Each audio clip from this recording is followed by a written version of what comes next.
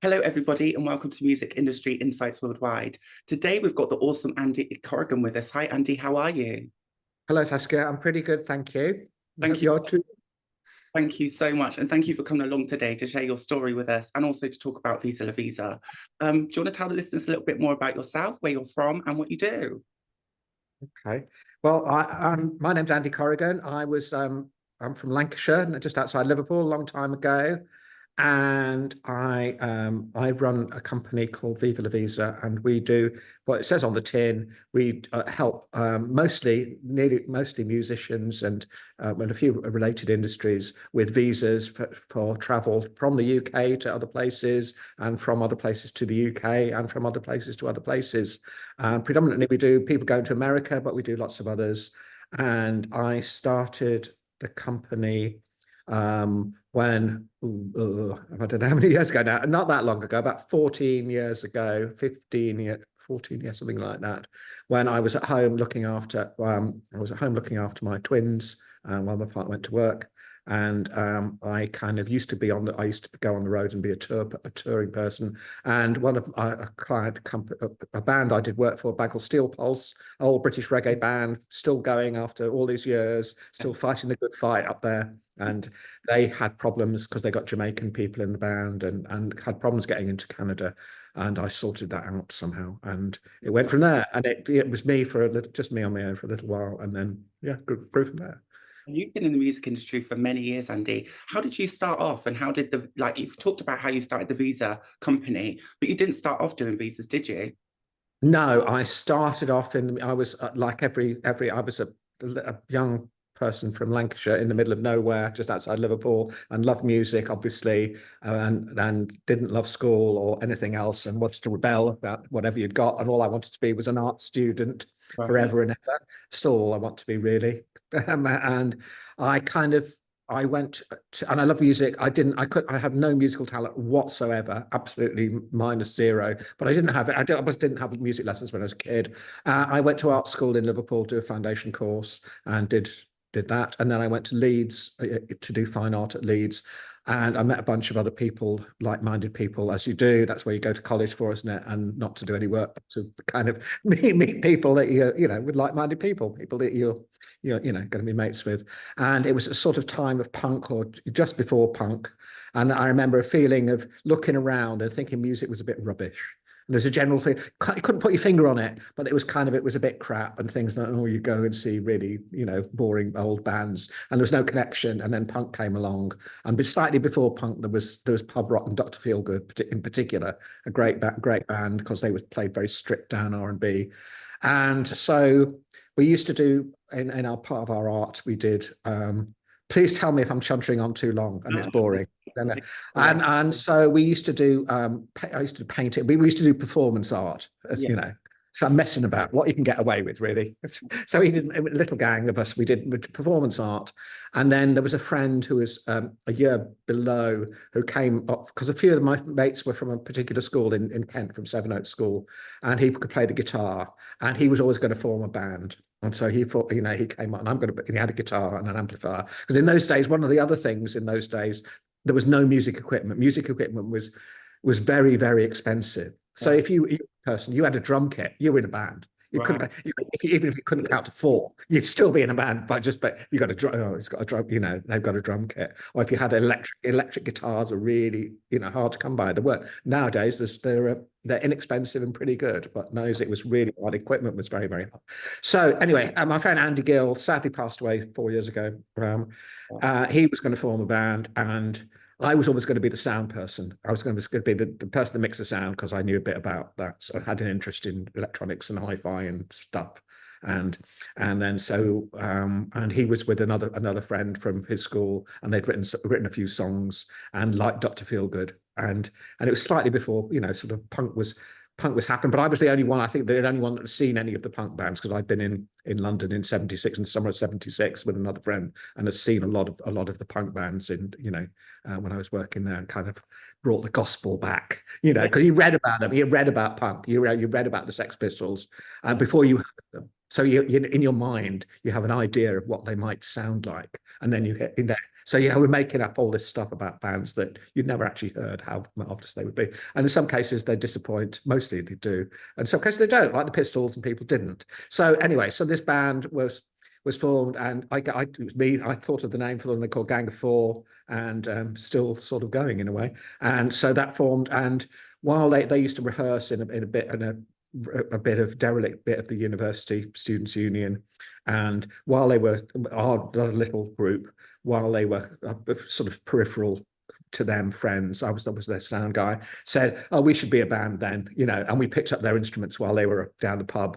And okay, it's like, you can be, you know, you be the drummer and you be the singer and and that didn't work. So we swapped around a bit, and it ended up with me being the singer and, you know, other people being guitarists.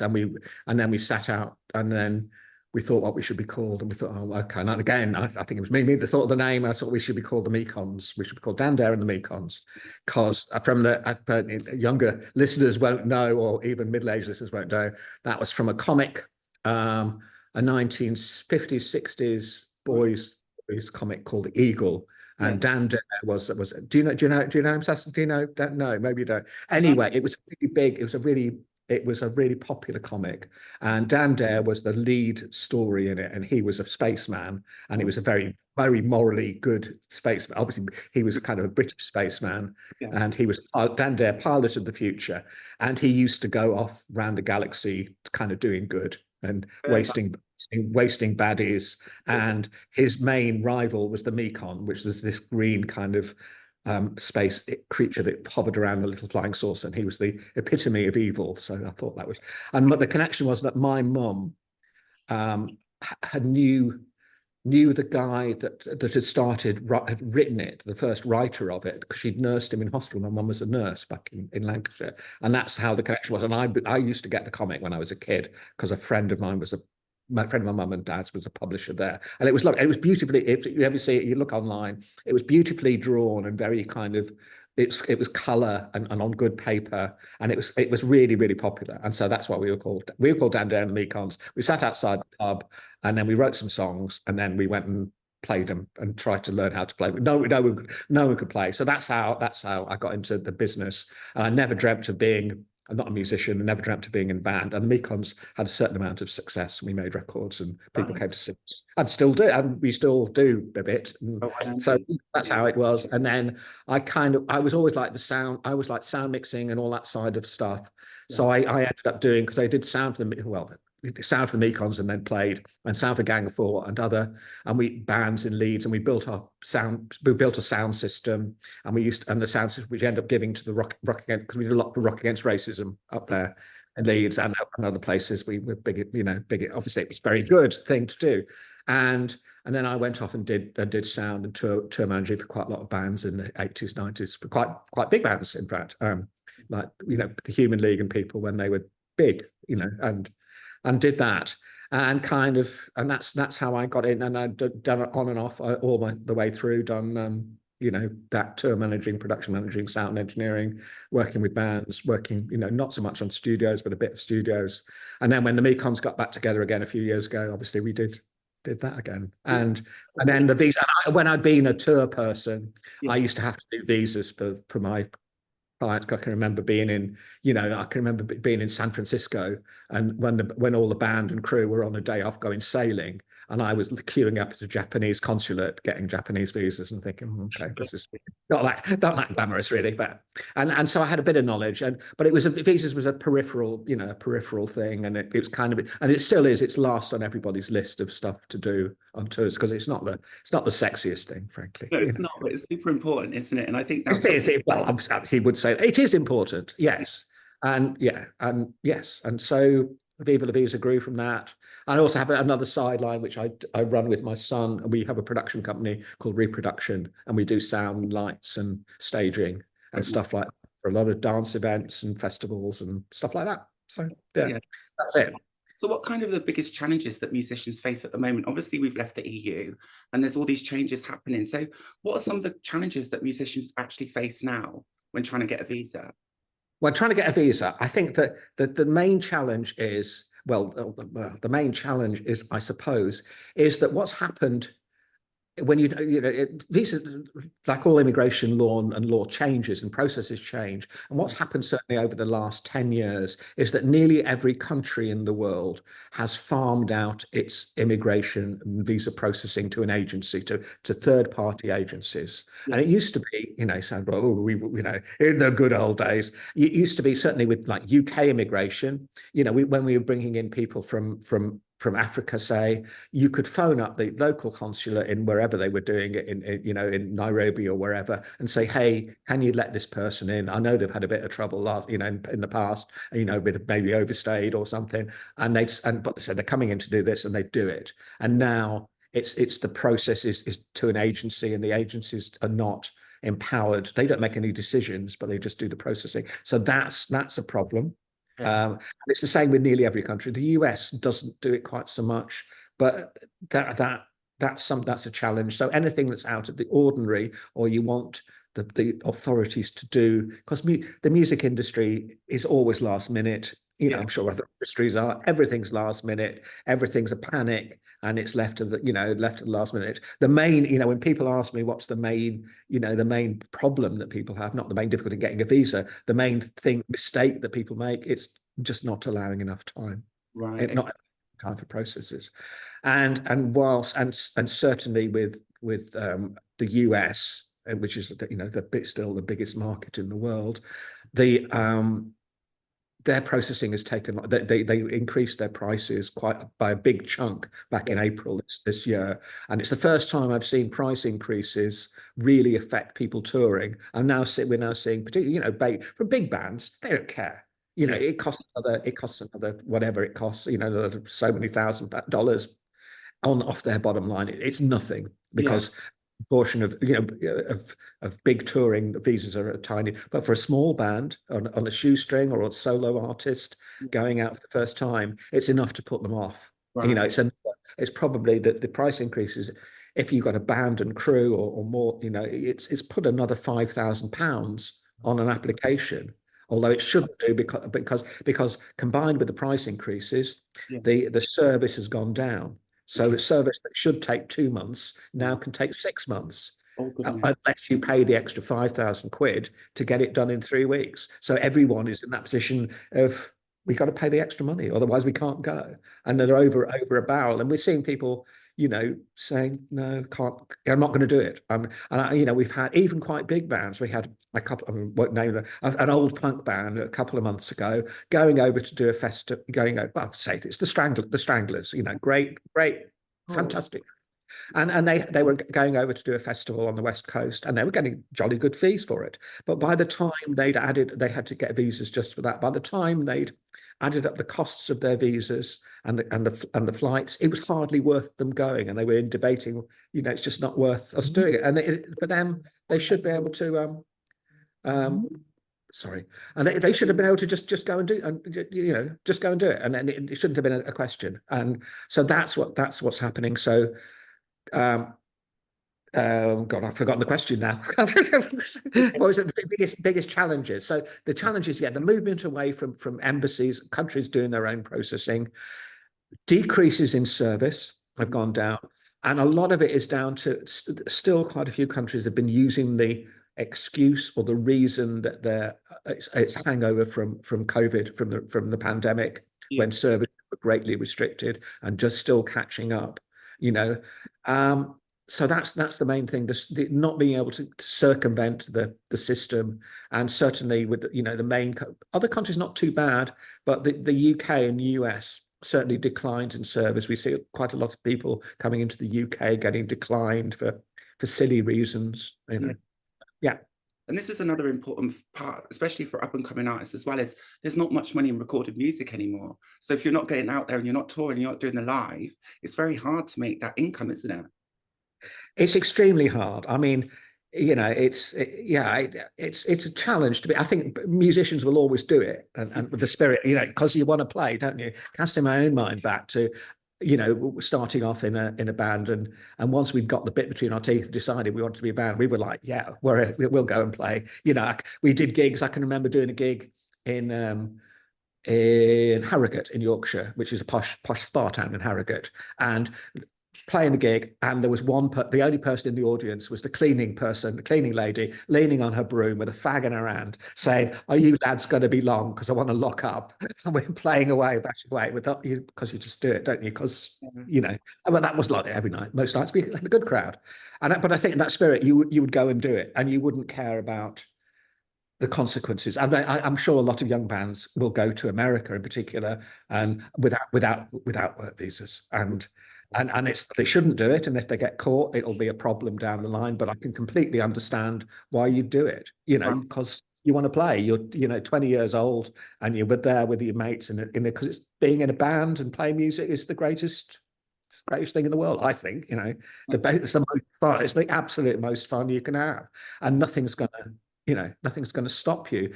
But I mean, on the other hand, there are people that are put off by it. But I think that, but the whole thing of touring, I think for the bands at the lower end of the scale, the baby bands, the fees they're getting are probably the same as they were 20 years ago. Right. And the costs rocketed. If you look at the ticket prices, but for a lot of small shows, they're still low, because that's the demand. And there's not much. If you do the sums on a 200 capacity venue with a £15 ticket, taking off the VAT and the cost, there's not much left to go round. Five or six people and a van to drive in and sleeping on someone's floor and some dinner. It doesn't leave a lot left. And I think at the upper scale, all they've done is the costs are enormous. I was looking at some costs for touring in the US the other day. The costs are enormous. Trucking, equipment hire, because equipment has got so expensive, and sophisticated. Crew wages, hotels, freight. The costs are enormous, but all that happens is it just goes on the ticket price. No one balks at, big concert tickets are really expensive. I remember seeing on the telly about 10 years ago an interview with Metallica's managers, and then saying, well, we looked at budgets and thought, well, we're not getting enough money, and they said, we'll just push the prices up. And they said, we push the prices up and then push them up again. And they said, no one pushed back. No one said anything. So we thought, fine. And I think maybe people are starting to do so now, with the Oasis dynamic pricing thing. I think that's good, and I think the prices, because it's the artists that set the ticket prices, but maybe there's a compromise. I think there's a huge dichotomy though between the big bands that charge big ticket prices and then probably don't make that much money, but make a lot of money because the costs are so enormous, and the entry level bands who are still scraping by, and it's hard. It's hard, and what bands are having to do. We're seeing it, when the Mekons go and play now, which we never used to do before. We'll have, we'll be signing T-shirts and signing, we'll be doing merch. We never used to bother with that. We'd just be after the gig, we'd just be in the pub. We wouldn't. And you have to do all of that stuff, and really, and that it's selling a few T-shirts and CDs and vinyls makes the difference between having some dinner and not. And bands are having to be that much more business savvy, on that, which is good. Maybe we should have been before. And even we're seeing, with Viva La Visa's clients, even quite small acts are doing they're doing VIP packages. You can, meet the band. With the Mekons, you probably pay money not to meet the band, but doing that kind of thing, because you have to try and do, and do what you can. But it's tough. And yet, with no record sales, in the old days, of course, you toured to promote your record, and no one really cared.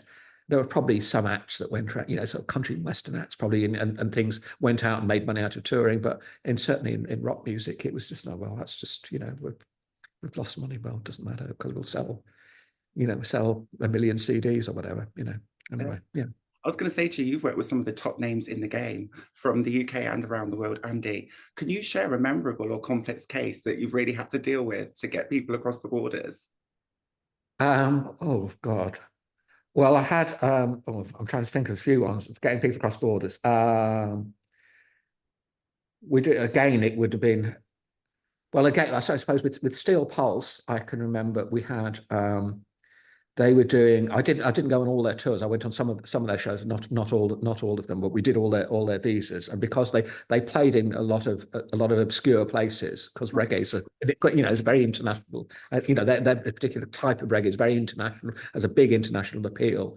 And they were coming from somewhere to go to Portugal, and that they hadn't got. They were they were in the US going to Portugal. They hadn't actually got visas. The visas hadn't come through. And it was between me and the promoter and the airline and the Portuguese government, we got them to agree to let them on the airplane first, because they wouldn't, special dispensation. And then when they arrived there, an official from the government was there to just wave them through with no visas and with nothing. So that was that was I'm trying to think of one. Another time I was on on tour in Canada, and going from Canada back into the US. This is before Viva La Visa, and then back home. And just before Christmas, it was December the 23rd, and two of the band lost their passports in Canada, and I had to get them. In those days, I managed to persuade them to get them into America without passports, which they did, and then back without. Again, I didn't even get them emergency passports, because by that time it was December 24th, and nowhere was the consulate to get one was not around, so I managed to get them home. Trying to think what that sort of thing, and we get calls of people getting stuck at borders and having to particularly coming into the UK. And having to issue them work. People say the wrong thing at the border, and then we have to issue them a work permit, and then they get in. But we do that, and that happens not a lot, but not infrequently. Right. And I'm trying to think what other kind of desire. There's been many situations where people get stuck, and we've had to do things at the last minute. I mean, we had. And one of the things is circumventing process. So because every visa application has a time that it's supposed to take to process. Yeah. And often there's not enough time, and it's getting all the relevant bodies to work around it and do you a favor. We had again, I suppose I could allowed to name it. It was Simple Minds, about famous fantastic again.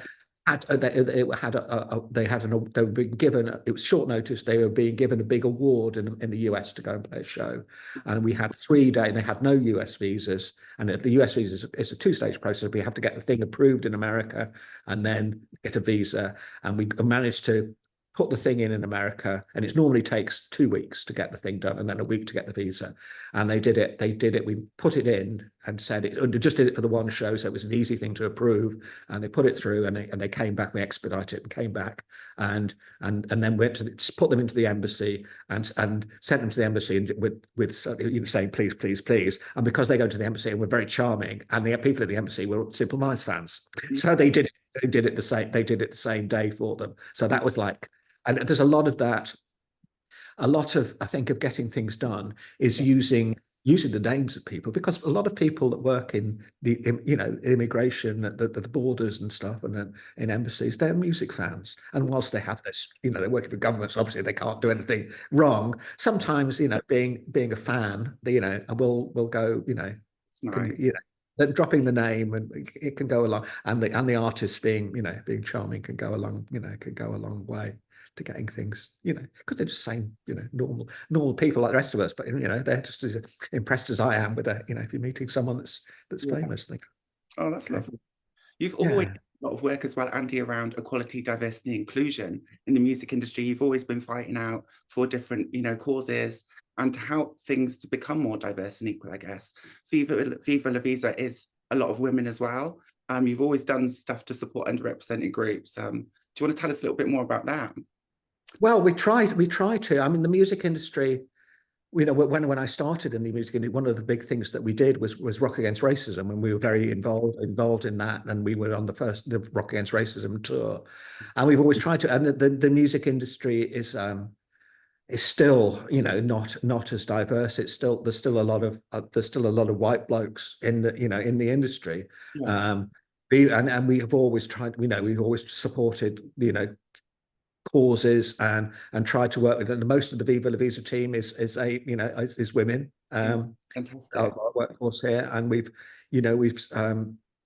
always tried to, and then in our production company, we try to make that as diverse as possible. And obviously we've worked with a wide variety of, of backgrounds of clients, and we try particularly, and we know that, I'm afraid it seems that the dice is loaded against people, immigration wise. So that the US and Europe and the UK do seem to be discriminate against people from Africa, from South Asia, and we see it all the time. And we know that we will go, if we have applicants, say we have Nigerian, quite a lot of Nigerian music at the moment coming to the UK, some great stuff.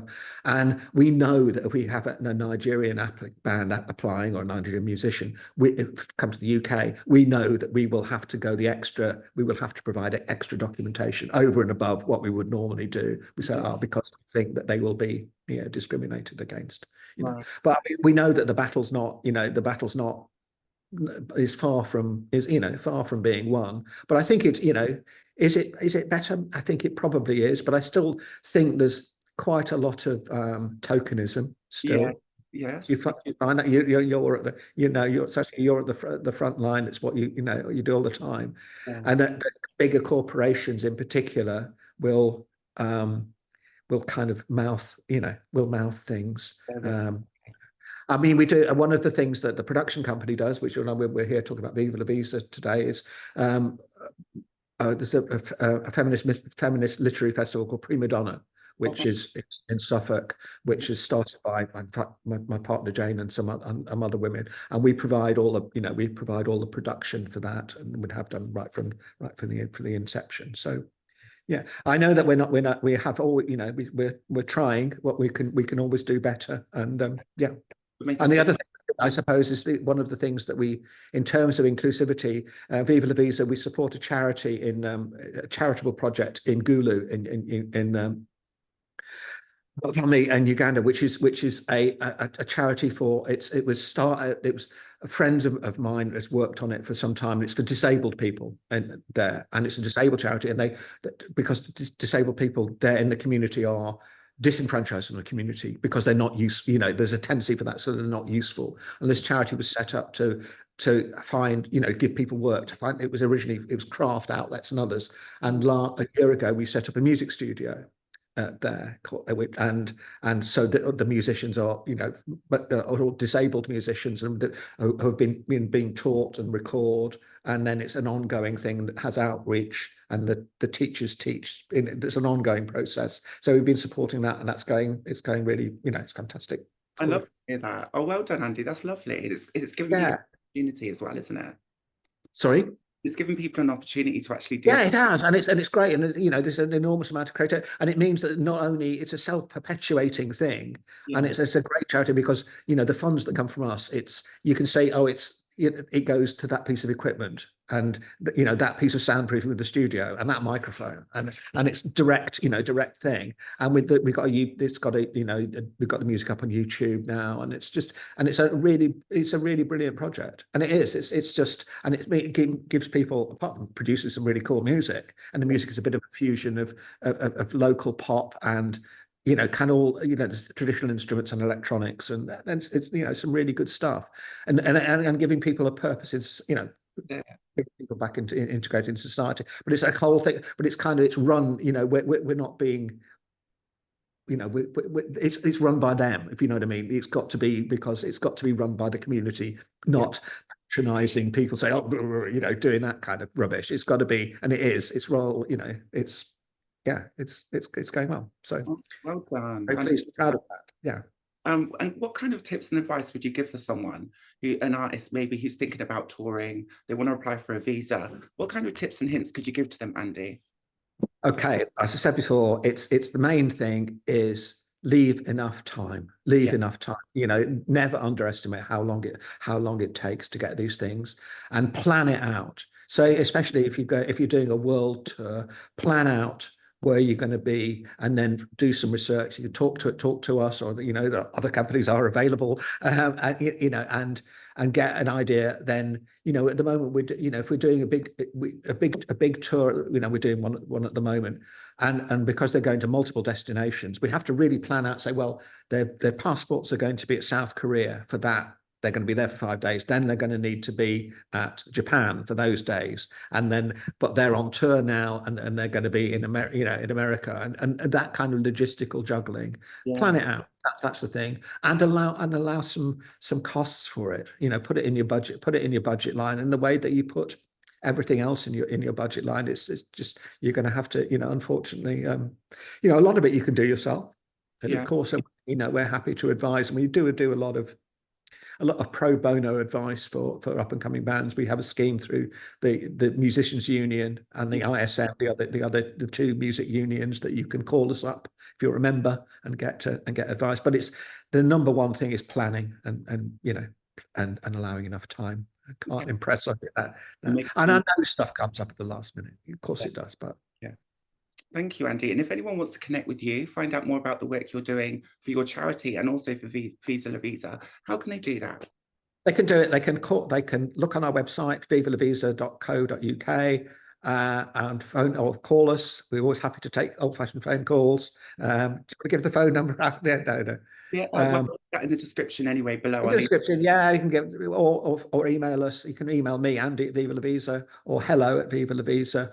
We've got social media. We've got Facebook. The normal Instagram, TikTok. We've got the normal stuff.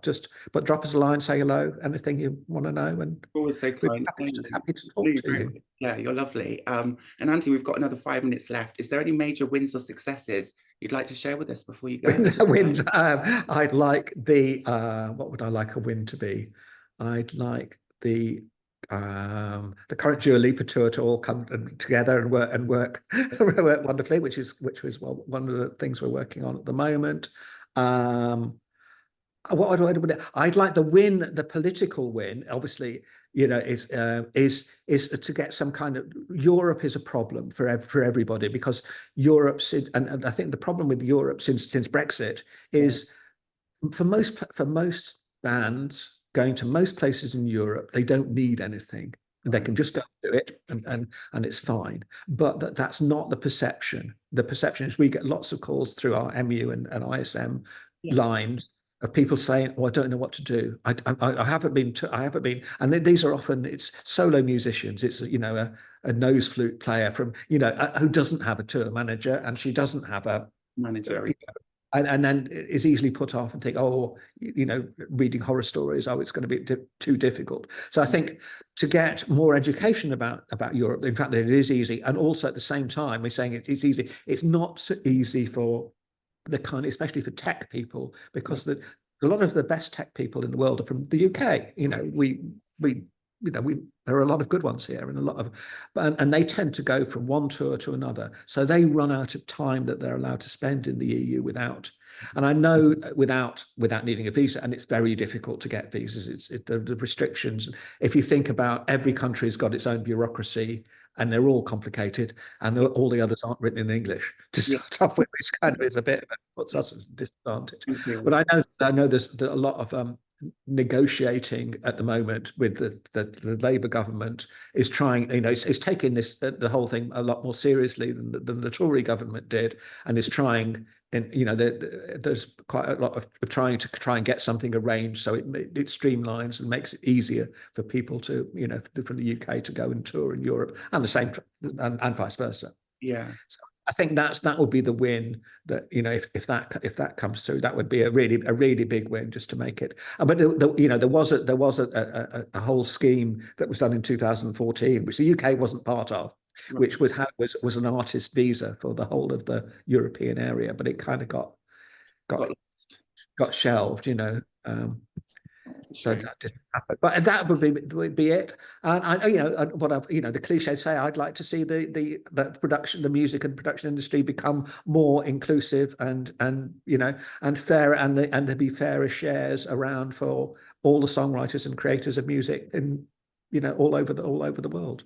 that sounds a bit few people, you know, you know what I mean. You know Yeah, how, but yes, I think, yeah, I'd like to see it, you know, a fairer system for everybody and more inclusive, and to see that, you know, for young people coming through, that that there are, no matter what background or anything that you may be, there are, you know, there are opportunities there, and there's, you know, if you want to, and don't be put off by thinking that you can't work. You know, I would never dreamt that I would ever work in the music industry from where I come from. It wouldn't have crossed my mind. But you've got to think, you know, dream it. You know, dream it. It can happen.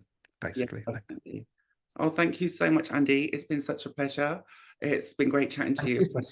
Story and Viva La Visa as well. Thank you again. Thanks a lot. Bye bye. See you later. Bye.